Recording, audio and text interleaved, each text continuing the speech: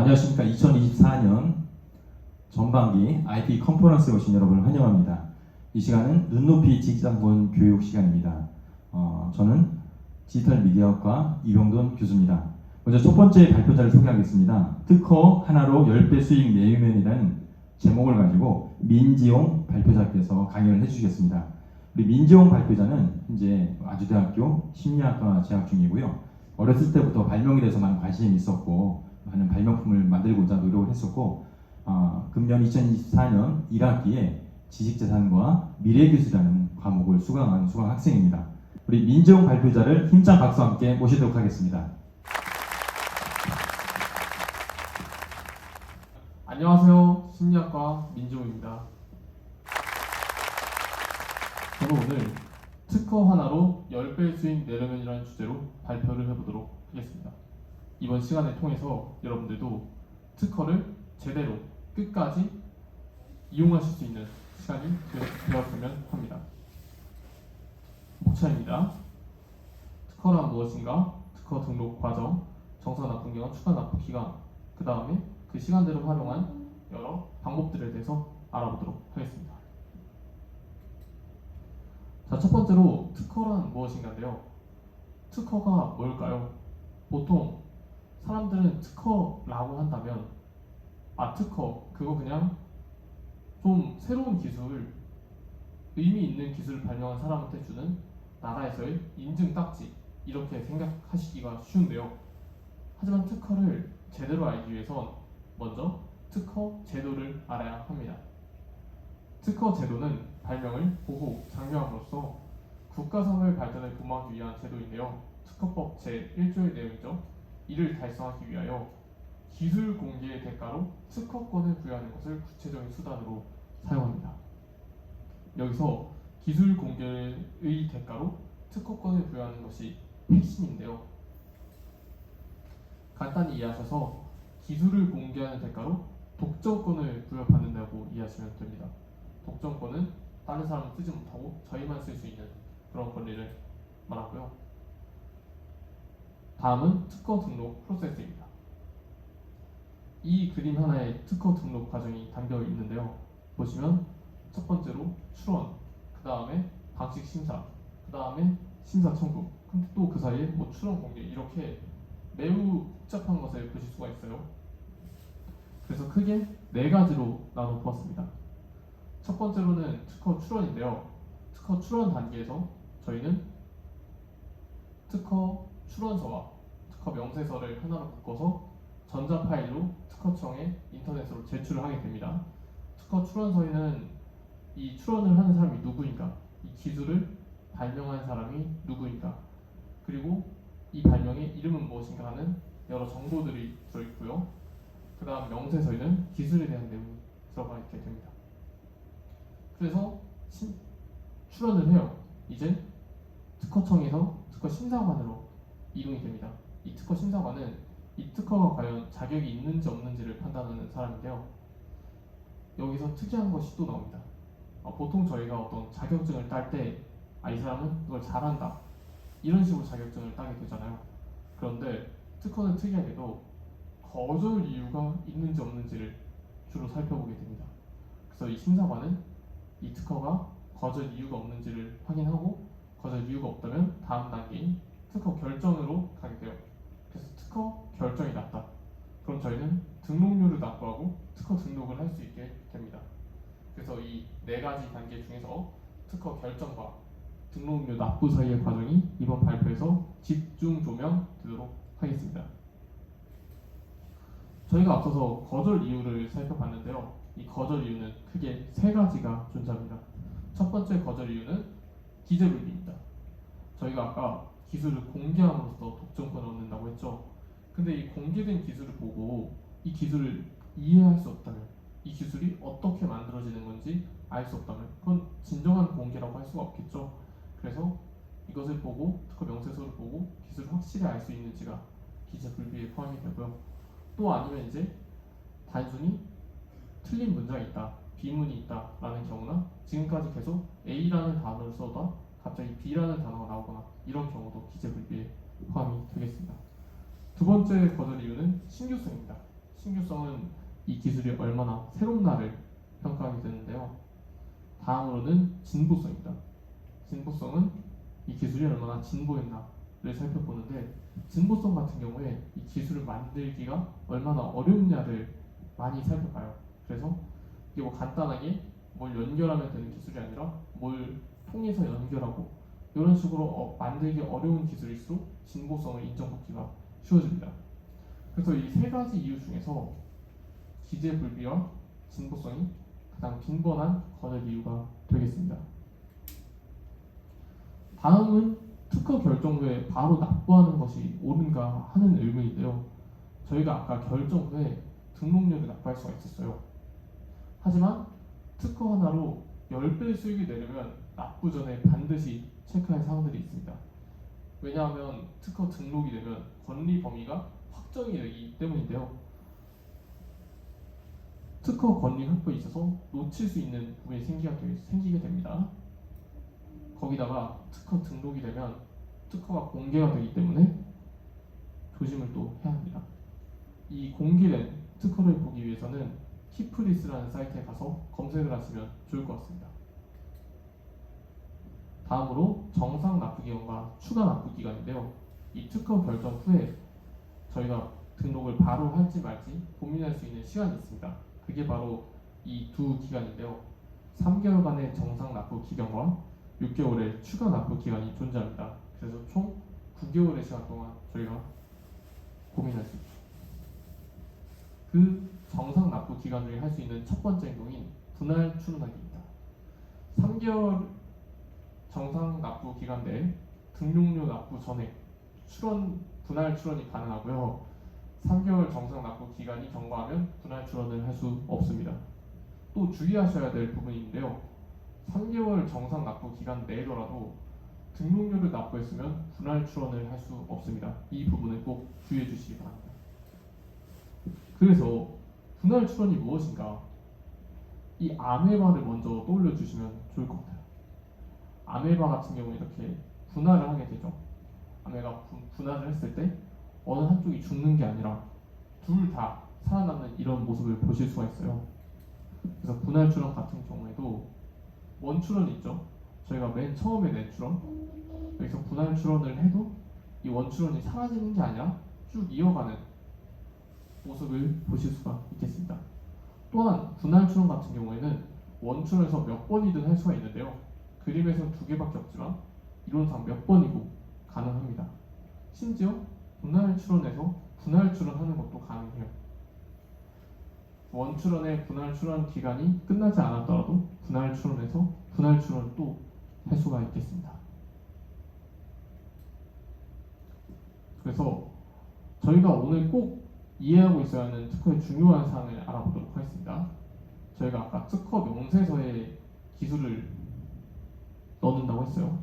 그래서 이제 거기에 청구항이 있는데 이 4가지 기술 요소가 하나의 청구항이 기재되어 하나의 발명을 이루고 있다고 예시를 들어보도록 하겠습니다. 그래서 그 청구항에 A, B, C, D가 묶여서 하나의 청구항을 이루고 있는 거예요.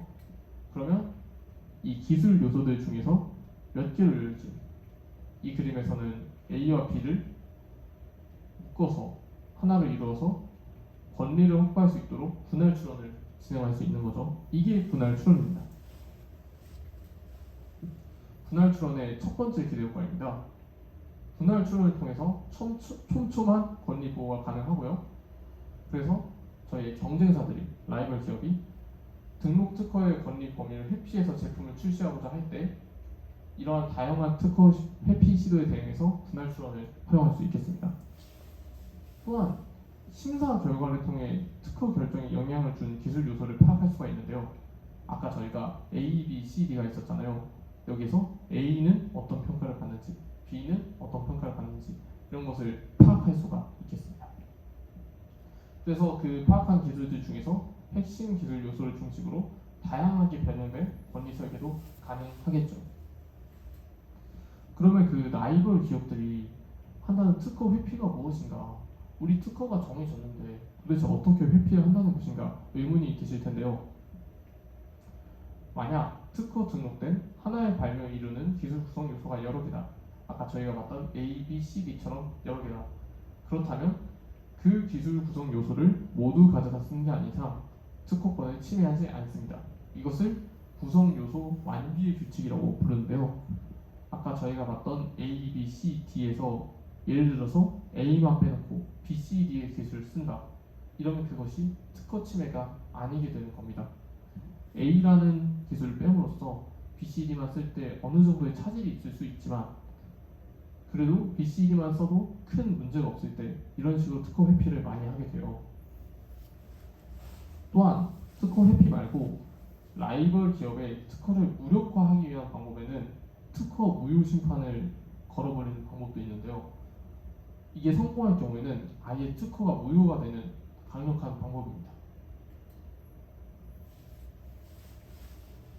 특허 무효 소송을 걸었을 때 1심을 특허 심판원에서 치르고 그 다음 2심을 특허 법원에서 3심에서는 보통처럼 대법원까지 가는 모습을 보실 수가 있고요. 미국이나 일본에서도 이러한 법이 있다는 것을 보실 수 있습니다. 사실 특허 무효화 공격, 특허 소송을 건다고 했을 때 아니 한 번 인정받은 특허가 도대체 어떻게 그렇게 쉽게 무효가 되냐 의문을 펼칠 수도 있는데요. 흔히 털어서 먼지 안 나는 사람 없다고 하죠. 아예 뭐 몇천 년 전에 중국 기술을 가져와서 이런 게 있다 이런 식으로 말해버릴 수도 있고 저희가 이제 잘 알려지지 않은 뭐 다른 나라의 기술 같은 것도 가져와서 무효화를 시킬 수 있기 때문에 의외로 자주 일어나는 일 중에 하나입니다.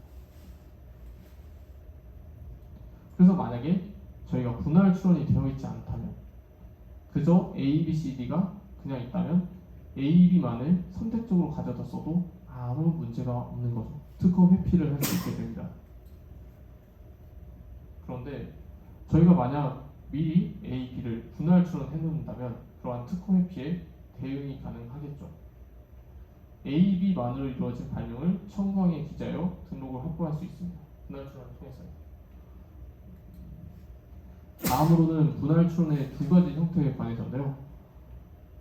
당장 필요성을 반영한 추가 권리 확보와 나중의 필요성을 감안한 보험적 성격이 있습니다. 먼저 당장 필요성을 반영한 추가 권리 확보 같은 경우에는 현재 시점에서 특정한 권리상을 추가적으로 확보하는 것이 필요하다. 그럴 경우에 그에 맞게 청구항을 작성하여 분할 출원을 할 수 있습니다. 지금 같은 경우는 A 하나, B 하나, C 하나, D 하나 이렇게 분할 출원을 한 것을 볼 수가 있는데요. 저희가 특허를 활용하는 여러 가지 방법 중에 하나가 이 특허를 다른 기업에다가 권리 이전을 시키는 게 가능해요. 권리 이전을 한다고 했을 때 저희가 원래는 A, B, C, D가 하나였잖아요. 근데 그게 아니라 4개로 나눠서 각각 다른 기업에 권리 이전을 할 수가 있겠죠. 이러면 또 이득이 극대화가 되겠죠. 다음은 나중에 필요성을 감안한 보험적 성격입니다. 분할 출원 같은 경우에는 보통 이 경우가 더 중점이 되는데요. 분할 출원 기간 3개월간의 기간에 미리 출원을 해둬요. 그 다음에 정정 기간이 존재합니다. 그 기간에 라이벌 기업이 회피하려는 특허를 파악해 그 부분을 청구항으로 만들 수가 있습니다. 아까 예시 같은 경우엔 저희가 먼저 A, B, C, D를 분할 출원을 해놓습니다. 그 다음에 라이벌 기업이 저희 A, B를 가져가려고 해요. 그럴 때 A, B로 정정 기간에 그 부분을 청구항으로 만드는 거죠. 그렇게 하면 라이벌 기업의 특허 회피를 막을 수 있는 겁니다. 분할 출원의 기대 효과 두 번째입니다. 특허 등록증을 여러 개 확보할 수 있습니다. 아까 말했듯이 기술 이전 시 특허별로 이전 가능한 장점이 있고요. 또 특허가 여러 개 있을 때 오는 장점들도 있겠죠. 두 번째로는 준비 기간 단축입니다. 저희가 특허를 준비하는 기간이 생각보다 되게 길어요.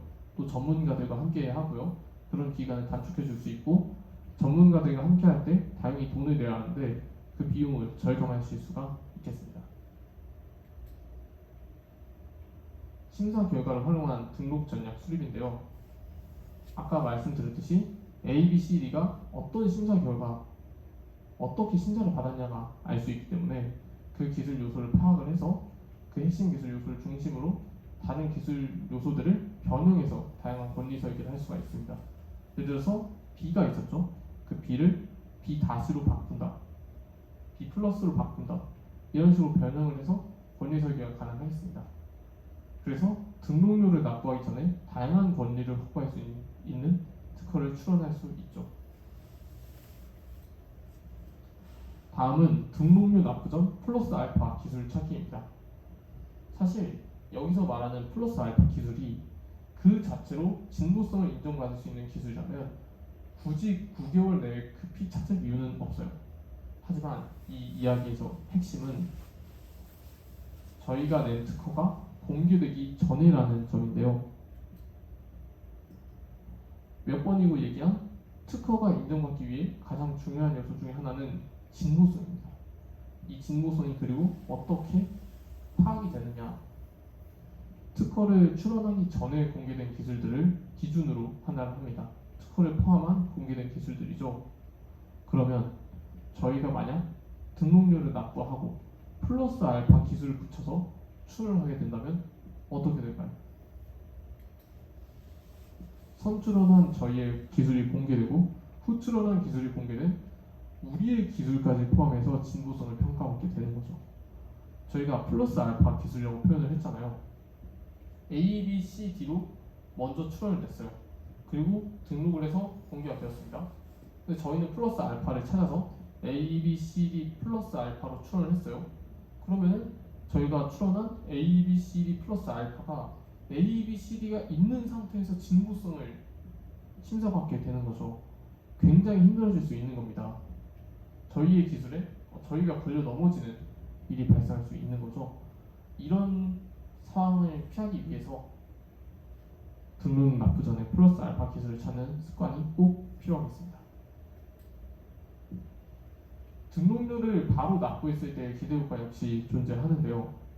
첫 번째로는 저희의 기술이 공개됨으로써 상대방의 특허 등록을 방해할 수 있습니다. 저희의 특허가 저희의 특허 출원에도 방해가 되지만 라이벌 기업의 특허 등록에도 당연히 방해가 되겠죠. 두 번째로는 특허가 필요한 부분을 빠르게 충족시킬 수 있죠. 특허가 가진 여러 가지 장점 중을 빠르게 가져올 수 있습니다. 예를 들어서 국가의 벤처 기업 지원 시스템에서 특허가 있으면 더 좋은 평가를 받을 수 있겠고요. 그리고 또 특허는 홍보 용도로도 사용할 수 있습니다. 소비자분들에게 우리 이런 특허 있다, 나라에서 인증을 받았다, 이런 식으로 사용할 수 있겠고, 투자를 받을 때도 역시나 좋겠습니다. 그래서 이러한 이점을 빠르게 가져올 수 있다. 이렇게 저희 이번 발표를 마치도록 하겠습니다.